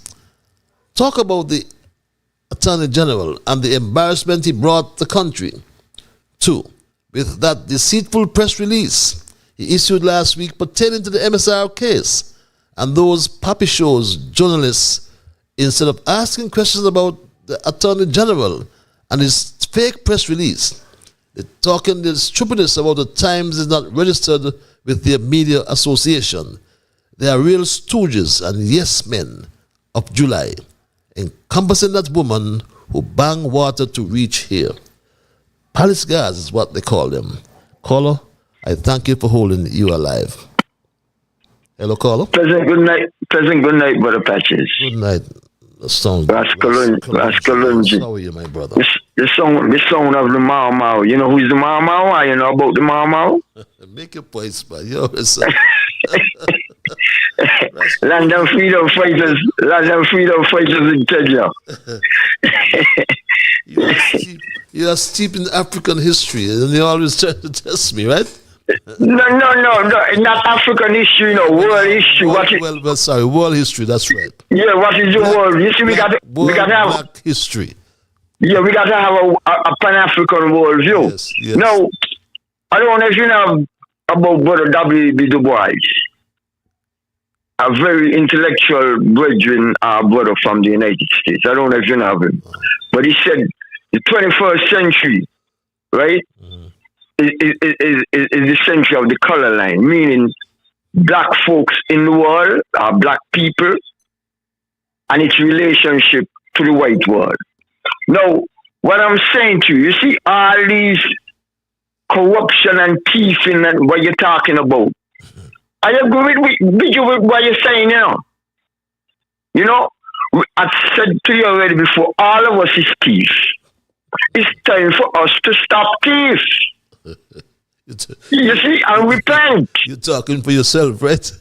No, I'm not leaving out myself because, I mean, I make mistakes, I do wrong things too. If you thief, you thief. If you're saying you thief, you're talking for Kalunji, all right? No, I'm talking for all of us. All of us is okay. Okay then. Okay. Yeah. Mr. Martinez say he have all the bank records. Yes. Okay.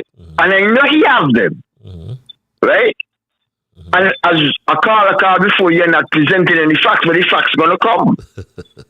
You see? And I know they're gonna come. Yeah. No, all the bad what we did, because we did bad in the CBI, man, I'm not excluding us. But my brother, the main thing I'm trying to want to see to our people, right? For our people to see. The imperialist forces want to mash up the CBI. That is their goal. And then what they do now, they say, oh, because they don't want to mash up the CBI, they say, well, there's corruption in it. Just like what Marco Rubio is doing, he's accusing the Cuban government of human trafficking. When they don't want to mash up the Cuban government, look how long since Fidel has taken power in 1958, the United States want to get rid of the communist government in Cuba. Now, my brethren make a good point from St. Thomas. The United States say that Venezuela is a corrupt government and this and all kind of thing about them. You see, and he made a good point. Now remember, the United States government selected a president for Venezuela, Juan Guaido, and nobody said nothing. When Chavez was in power, he was the president. That's what they recognize. Okay? Now, what I'm saying to you now, he said that the so-called corrupt government in Venezuela gave us money to build houses. He make a comparison now with Juga Ngasi, the second most corrupt man in the world. Because I'm telling you, I do not trust Brother Tinubu, because last week I tell you, he wanted to invade Niger for ECOWAS. So I know he's a tool of the imperialist forces. But what I'm saying to you, my brother, all the wrong that we are doing, it's time for us to stop it and get the house in order, because look, Mr. Trump put tariff on us. Now, that inflation going to rise more. We go to the supermarket to buy goods because we can't feed ourselves. All of us can feel the squeeze, even though some of us might be in a better position than others. But that's tariff on our exports to the US. Yeah, I agree. But what I'm saying to you now, we don't really export much in it. I agree with that. But what I'm saying, he gonna come with more tariffs again. And what I'm saying to you, talk about a list where he was targeting certain countries again. That list is real. And he's gonna come up again. So what I'm trying to show our people, my brother, the main target is to put us back on the plantation.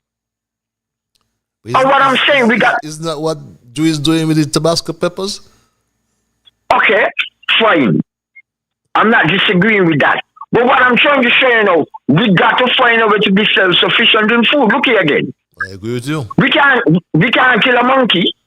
The monkey mashing up everything. Well, we can't kill a monkey because imperialism, so we can't kill it. It's animal rights. Okay. You see what I'm saying? Okay, Columbia. Yeah, all I'm saying to you, my brother, 10 seconds. We got to understand who's the real enemy. We are not our enemy. They come up just like us. How much money? London is the money laundering capital of the world. You see what I'm saying? But we're not pointing out these things. Okay, my brother. Every time the Europeans them throw something on us, we got to abide by them. Okay. Them days over, man. Give thanks. Give thanks, my brother. Hello, Patches. Good night. Sometimes I wonder if you do entertain some. Why do you entertain some of the callers who either just do not know what they are speaking about because it would appear as though they just want to be heard and hear. One of your callers who seemed not to know what the hell he was talking about. No government minister was dismissed for selling half of the golf course. I wonder if he was the buyer. I would appreciate if the caller would call back in and let us know if he can tell us who bought half of the golf course which he claimed was sold. Some persons must not call your station, your program to be heard if they do not know what they are talking about. Keep up a good show, Patches. Concerned citizens. Let's go back to the lines. Caller, you're live. Hello, caller? Are you there, caller? Okay, I seem to miss that call. I missed that call as well. What happened to my calls? This message reads, This message, I'm trying to get this. Give me a second there, call. I'll get this message up. Hello, Patches. A bit slightly warm hello from Johannesburg in South Africa. I have to stay up very late to hear Straight Talk live every week. On the Galaxy Jail, can you reliably advise me on how many passports or citizenship permissions Prime Minister Joe authorized and signed off on for that project? I've heard many varying accounts. Some say it's 5,000, while others say it's 20,000. I can't believe that the bandit Terrence would have authorized or signed off on 20,000 passports. Could he? Yes, he did. Let's go back to the lines. Caller, you're live. Hello, caller.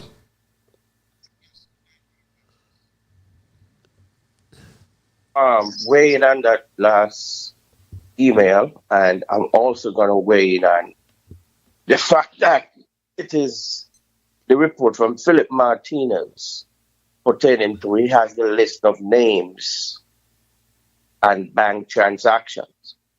Now, would it be fair to say, if there are names and they are under the corruption, they are under the corruption saga, ministers who are still trying to participate in the election, wouldn't it be damaging when that list be reported to the public? Because it will be made public. I mean, I think, and I hope it will come out before the election so we could know who all these people are. Because... Who all which people are? You mean the names he has? Yes.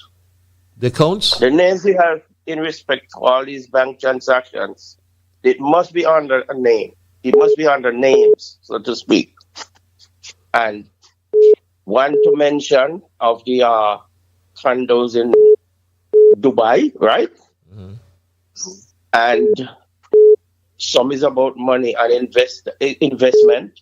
The other thing is, all these come under conflict of interest, because how could you being hired to do a job? The nation hired the prime minister. The nation hired the minister, the representatives, and they are still looking kickback from projects. That is wrong. And it is okay to continue and they get away with that. That is wrong. And that is condemned. The other thing is, with the passport that is said that the prime minister signed off on, every passport he signed off on, he drawing $5,000 from that. From each passport, multiplied by the grand total. That is corruption again. So everybody is creating corruption and they're not being held accountable. Who is drawing 5,000? I don't quite understand you. Let me just use the word, it has been alleged. That who is drawing 5,000? $5,000 going to the person who signed off. I'm going to just leave it as that. And that is like their cut. Yeah, but I stand for correction. We can't allege or not, we can't verify that, you know. You can't verify it, but there are so much things out there. Yeah, but, okay. But like I said, I leave it as alleged. I hope it's alleged. Alleged means you don't have the facts. Well, I am only going off of that lead, but sometimes to say something that you heard, it might be the facts may come out underneath it to make it truthful. Mm-hmm. But I will not be firm on it. Sometimes we hear things and we utter it. I don't have the facts, and I don't want to come with any. But just don't raise it then. Yeah, but take a few seconds and wrap, please. Okay. Well, I'm going to end here. I'll yield to other. Thank you very much for your. Thank you very much. Bye for now. For your intervention as usual. My Straight Talk family, we are winding down, so I'll take perhaps a few more calls before we wrap, but I'll guide you, particularly at this time, by strict rules of brevity. Are you there? Yeah, Patches, let me try to make a quick correction here quickly. One, I believe that Nigerian president, I think he's the second most corrupted leader in Africa and the third most corrupted leader in the world. Yes. And then a few episodes back, he was referencing that realtor company in Nevis that's trying to get their hands on that south side lands of Nevis. If I remember clearly, I think he was referring to that realtor company as 71 degrees. But in actuality, I think it might be 17 degrees. I have it as 71. Don't leave it at that. Yeah, we just leave it like that. But we can cross-reference whenever we get a chance. It's not a big deal, yeah. Yeah, right. But anyway, great show tonight, man. And, I was happy that some of these scholars made their contribution. And maybe we can just put that point that caller was trying to make about the person who signs off on the passport, those certificates for the passport. Maybe we can put that in a question form. How much does that person get every time he signs off on individual certificates? And I'll leave it there for tonight, man. Have a good night and enjoy yourself. Thanks. Have a good night as well. And just for full disclosure, this is what that caller was speaking about, the accounts, and this is what Philip Martinez said. He said this about the accounts from the Bank of America, and he said this. Early in January, a miracle happened, and my American lawyer, pursuant to the court order that we won in Florida, received all the bank transaction of all these people from Bank of America. I repeat, MSR Media is now in possession of all bank transactions for Caribbean Galaxy, Ying Jing, Denzel Douglas, Timothy Harris, CS Global Partner, Farron Lawrence and his company, Sylvester Anthony. And that's coming from Philip Martinez. That's what he said he has in his possession. The Baku man from Trinidad, who was to build 2,400 LHC houses, says he's waiting for Drew and the slow student Jeffrey with some audio recordings. Reads this email. Let's go back to the lines and perhaps I'll take this and make this my final call for the night. Caller, you're live. Yeah, I'm glad I'm coming in last. Good evening, Mr. Liebert. Good evening, my dear brother. How art thou? Not bad, and you? I am peaceful. Interesting program. Thank you. Just a reminder, though. Over the last so many years, the Caribbean region have been speaking to Nigeria, and they were supposed to set up some weekly flights. I think it's twice a week flights into African Caribbean flights. I know the flights did start. Do you know what's the situation with them now? Because they were going into Barbados at one time and Antigua and that sort of thing. Do you know if these flights are still... That's a good question. I vaguely recall there was one flight that went into Antigua and Barbados. Not too certain about Barbados, but I can check that out nonetheless. Yeah, because I am almost of the opinion the flights didn't seem to be profitable. There's not enough demand for seats on these flights between Africa and the Caribbean. So they put kind of a job by the west side. And I don't know if any kind of deals that we have with Nigeria that our good Prime Minister has organized, if those two will drop by the west side, because there's not a lot of commonality. Yes, we're the same colors, the Africans and that kind of thing. We're descendants of Africans, but we really don't have a hell of a lot in common with them. Well, I mean, to set up a hub, agro hub in St. Kitts. So if Jamaica or Barbados is shipping to Africa, you bring your cargo to St. Kitts and then they ship from St. Kitts to Africa.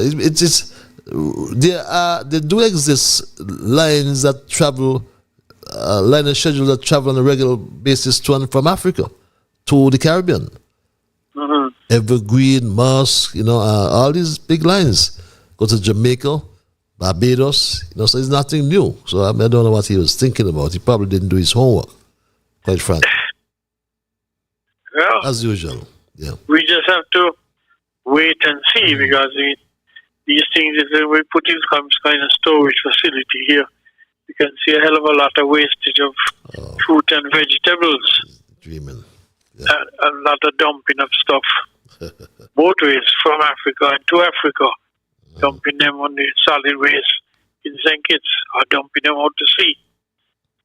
As I don't know if there's that great demand for trade between the two islands, the two nations or the two regions of the world, Africa and the Caribbean. It sounds good, but I don't think it has worked out that way in the past. Unless things have changed for the future, we could only wait and see. But it does sound a bit ambitious. Ambitious. Thanks a lot. Yeah, man, you take it easy.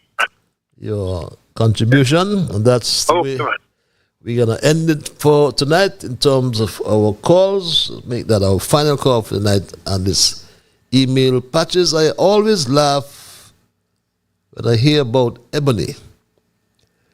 That Antigua girl who seems not to have anywhere to lay her head. Let her come out and tell us her real name. Why is she hiding behind this false name Ebony?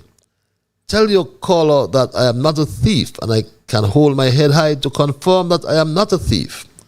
Mr. Jeffers should be very careful when he's making statements. He knows nothing about me and my family. If I were in July's position, I would not have appeared on television with that Nigerian gangster. It seems as though gangsters just like to get in touch with our government. Leave me out of that. Read this email. And those are my emails as well for tonight. And as we wrap, and I must remember, there's one more message I do have that's giving me some guidance as well, which I am eternally grateful for. And this email reads, "Good evening, Ambassador. Interesting topic. Be careful. We don't want to lose you by the bullet or by traffic accident. These people are very thin-skinned." And my quotation for tonight, some people are not loyal to you. They are loyal to their need of you. Once their need changed, so does their loyalty. And my Straight Talk family, as we wrap tonight's programming, for those who may have joined me late, our thesis for tonight looked at Jew government, the biggest scam in our political history. And that's a forceful statement, and we were serious about it. When we looked at the failed housing project, my Straight Talk family, the disappearance of the main contractor after receiving a $10 million mobilization fee backed by government guarantees. It illustrates severe lapse in project oversight and accountability.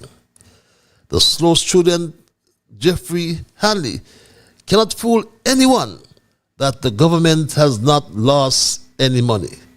We would not be fooled when Hanley would come to the country and say things like this, my Straight Talk family.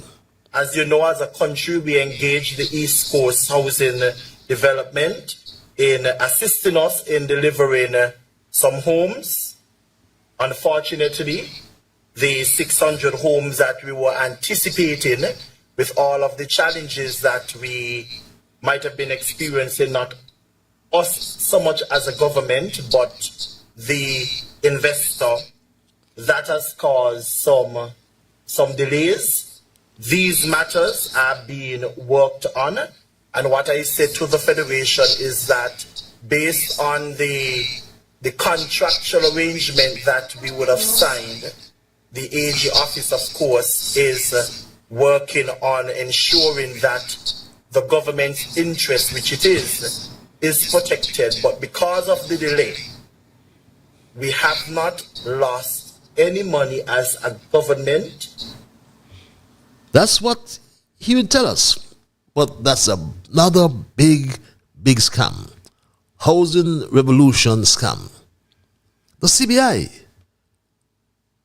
is the most bothersome. Remember Drew said that the prison project was a crime? He said this. Over $2 billion you are saying to the people will not come in the coffers of St. Kitts and Nevis? I mean, that's an irresponsible government, not over irresponsible. That is a crime.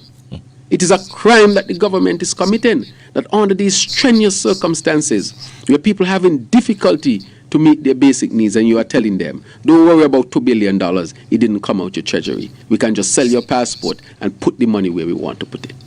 That is a crime. Somebody needs to be brought to the court for that. Because think about it carefully. It is not right that something like that should happen. And I'm saying to the government to be more responsible with that. The St. Kitts Nevis Labour Party, untaking government, will make sure that it is more responsible with the people's money. There will be more transparency, more openness, and the people's money will be spent on the people. More responsible. A crime. But Terrence Michael July got into government. By default, we may add. But he perpetuated the crime he referred to.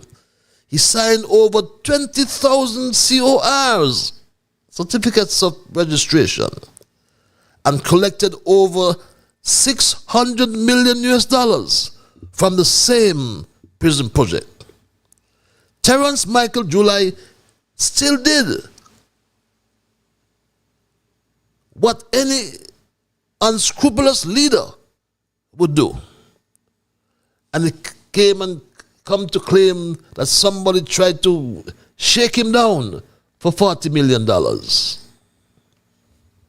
Subsequently, one of the persons in the videos that he have, and I want you to listen to this, approached the government. And one of the things that was said to me and to the government was if we wanted this to go away, we need to pay 40 to 100 million US dollars in my office. How can a man enter my office saying to me that I have to take 40 to 100 million dollars out of the government's treasury to settle this case that a fraudster has brought forward, who should not have been in the first place? And you know, he signed an agreement with the man he referred to as a fraudster in November to give him and made him the first and only benefactor of the public benefit option. So why didn't Joe call his security to arrest this man? But he lied about signing the passports, and it was the same man who exposed him. So he was mad. So when Timothy Harris, and God knows I have my issue with Timothy Harris, but when Timothy Harris says, Drew processed most of those applications, he's not lying. He's telling the truth. Absolutely. My Straight Talk family, Terrence Michael July and his Labour administration has to go. It would be insane to elect him and his cabinet. As I told you on the last program, what the genius Albert Einstein said, insanity is doing the same thing over and over again and expecting a different result. All these results derive from the leadership politics I made mention earlier. And that takes us back to adult suffrage. Where do we go from here? We must level the playing field. It's not about party. We need to change the Constitution. Until we reform the Constitution, then we cannot get a different result. What do we do, and what is the best thing? Where do we go from here? We must go back to the people. Adult suffrage gave power to the people, not to any party. It was the people who formed the party. The authority comes from the people. The government comes from the people. It must be of the people, for the people, and by the people. My Straight Talk family, through our analysis of procurement irregularities, the failed housing project, and the citizenship by investment program abused by Terence Michael July, had it both ways.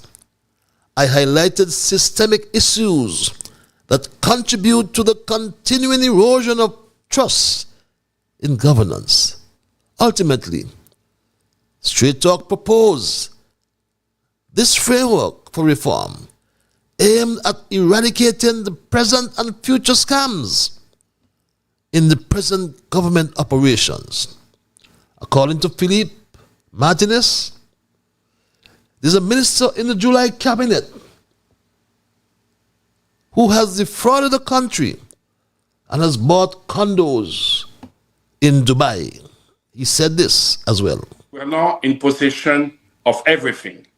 So the condos in Dubai that certain ministers have purchased, we have the bank transaction. Everything. Said I don't have the evidence. There's another powerful minister in the July cabinet whose wife gave a false declaration to customs, was cited for counterfeiting of documents and fraudulent evasion of customs revenue. This powerful member in the cabinet ran to the customs and quickly settled the matter. How? He used his powerful office to influence the customs officers and his credit card to settle the amount. And Straight Talk has a copy of the credit card, the caller, one who said I don't provide the evidence. The Prime Minister is aware of these two issues, and Straight Talk will give him the right to act accordingly. And if he refuses to act, then the public will be provided with evidence to prove that the Jew government is the biggest scam in our political history. That's my story tonight, and I'm not going to change it. I want to thank Almighty God for guiding our conversation tonight as always.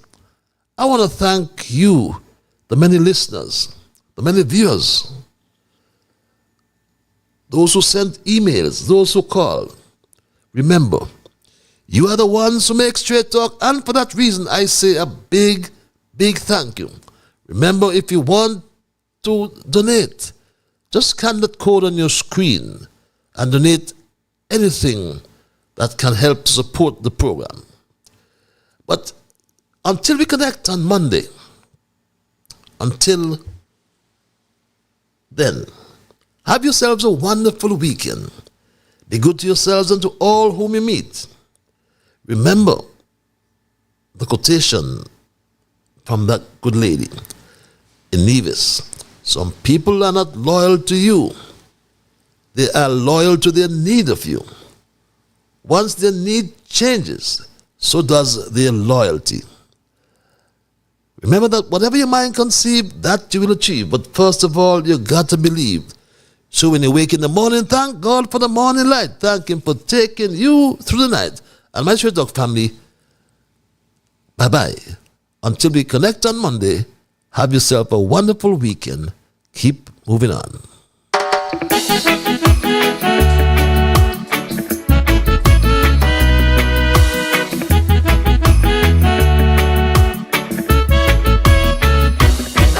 In the morning, I thank God for the morning light. Give Him thanks and praises for taking me safely through the night. For the rest of food